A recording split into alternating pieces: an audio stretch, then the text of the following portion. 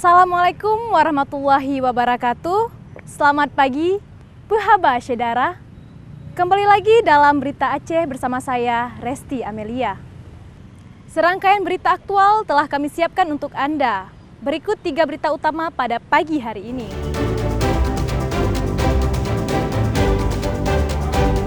Seorang prajurit TNI AL Lana Lok Sumawe divonis hukuman seumur hidup karena terbukti bersalah melakukan pembunuhan berencana.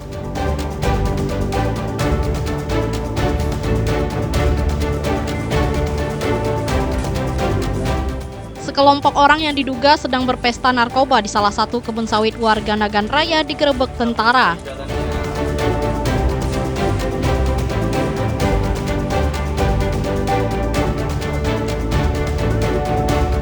Sejumlah mahasiswa bersama pegiat lingkungan dan warga menanam ribuan bibit mangrove untuk menyelamatkan pesisir Aceh Besar.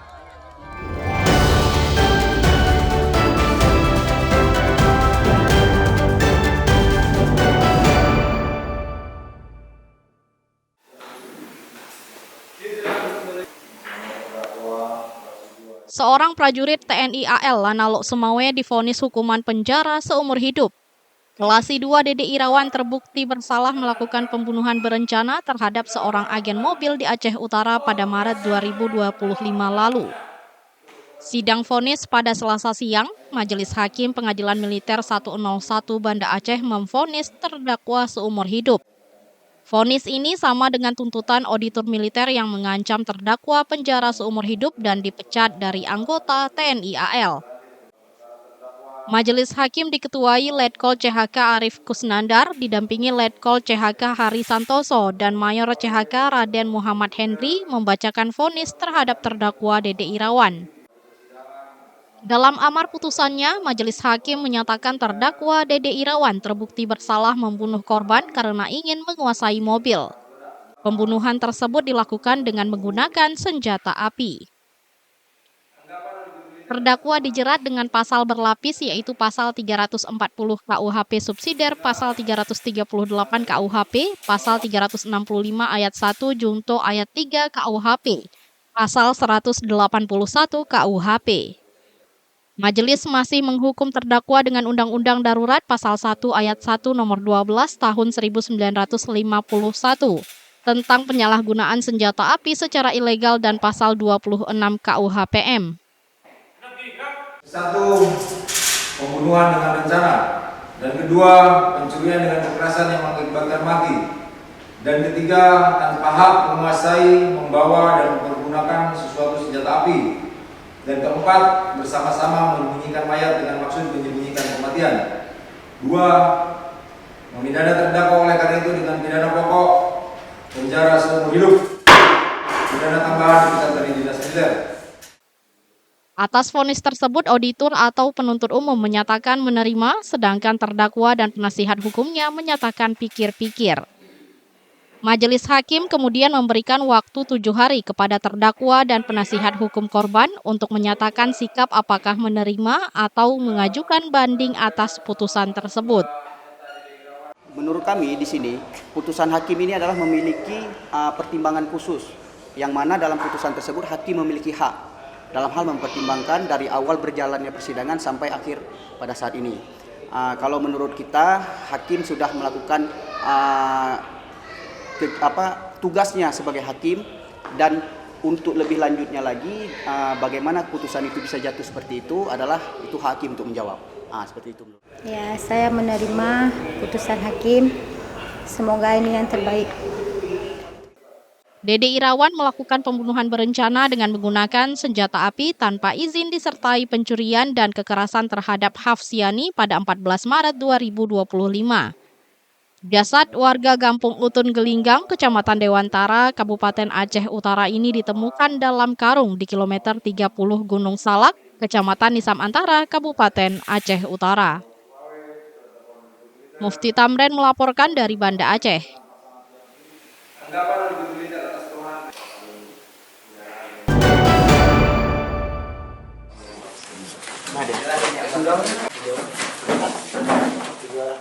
Fenomena penyalahgunaan narkoba di kalangan warga yang terus marak mendorong prajurit TNI ikut membantu memberantasnya.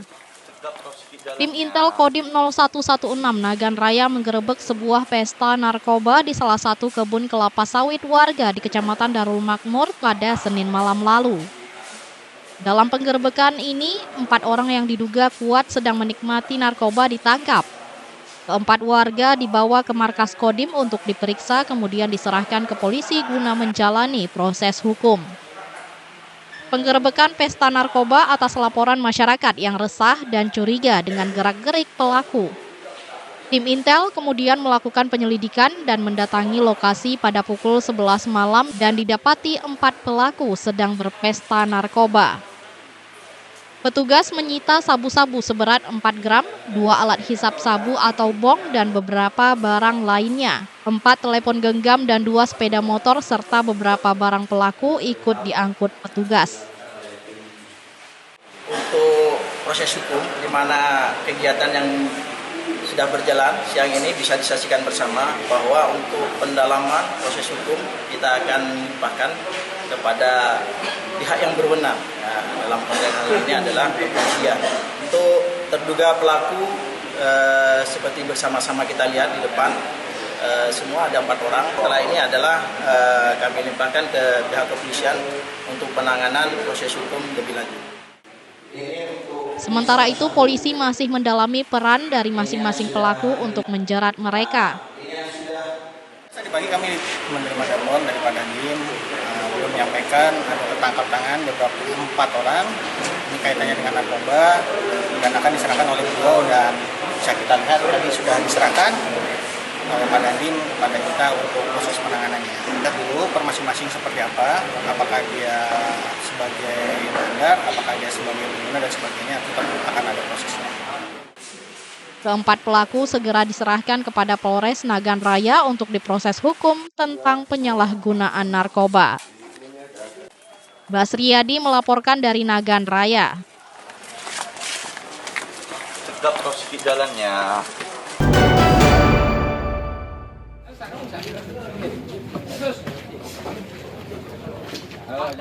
Sejumlah barang bukti kasus kriminal yang ditangani Kejaksaan Negeri Kejari Aceh Tenggara dimusnahkan. Barang bukti tersebut merupakan sitaan dari 74 perkara yang telah berstatus hukum tetap atau ingkrah. Barang bukti narkotika jenis sabu-sabu dimusnahkan dengan cara dihancurkan dengan larutan kimia. Sedangkan barang bukti dimusnahkan dengan cara dibakar. Pemusnahan barang bukti di halaman Kejari setempat melibatkan unsur Forkopimda. Para pejabat terkait ikut memusnahkan barang bukti agar tidak disalahgunakan. Dari sejumlah barang bukti yang dimusnahkan, diantaranya 500 gram sabu-sabu, ganja kering, pil ekstasi, dan barang bukti lain berupa telepon genggam yang disita dari pelaku. Untuk sabu ada sekitar 500 gram lebih sedikit, hampir setengah kilo. Nanti untuk datanya bisa minta ke Mas Reza. Untuk ganjanya sekitar 90 gram, kemudian untuk ekstasi ada 16 gram kalau dihitung gramnya. Kemudian ada barang bukti berupa handphone, ada beberapa handphone yang sudah disaksikan rekan-rekan semua telah kita musnahkan dengan cara dihancurkan dengan palu. Kemudian ada sabu tadi telah kita masukin air, kemudian dikasih bahan kimia sehingga tidak mungkin bisa digunakan lagi. Pemusnahan barang bukti untuk mencegah disalahgunakan. Sementara memberantas peredaran narkoba perlu peran aktif dari masyarakat untuk melapor jika di lingkungan sekitar ada penyalahgunaan narkoba. Maimunzir melaporkan dari Aceh Tenggara.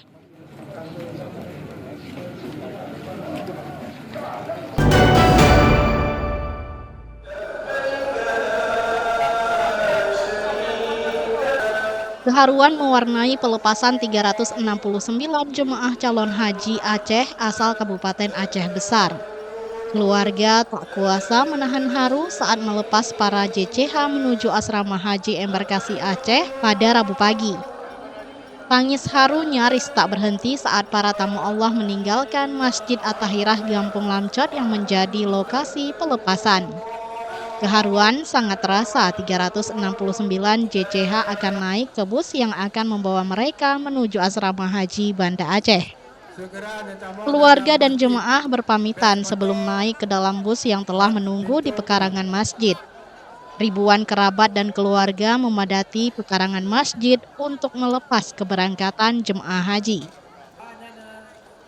Sebagian jemaah haji asal Aceh Besar tergabung dalam kloter 11 embarkasi Aceh. Mereka terdiri dari 142 jemaah laki-laki dan 227 jemaah perempuan. Kloter 11 sebanyak 378 orang yang akan diberangkatkan mungkin besok malam, insyaallah. Dan secara umum mereka sehat, ada satu orang tadi ibu-ibu yang memang harus kita bawa dengan ambulan lain. Secara umum, jemaah yang tergabung dalam kloter 11 sehat, meski seorang jemaah harus dibawa dengan ambulans karena kondisi jemaah lanjut usia. Kloter 11 embarkasi Aceh dijadwalkan terbang dari Bandara Internasional Sultan Iskandar Muda, Aceh Besar pada Kamis dini hari. Kloter 11 bersama 10 jemaah asal Banda Aceh dan 6 jemaah Pidijaya.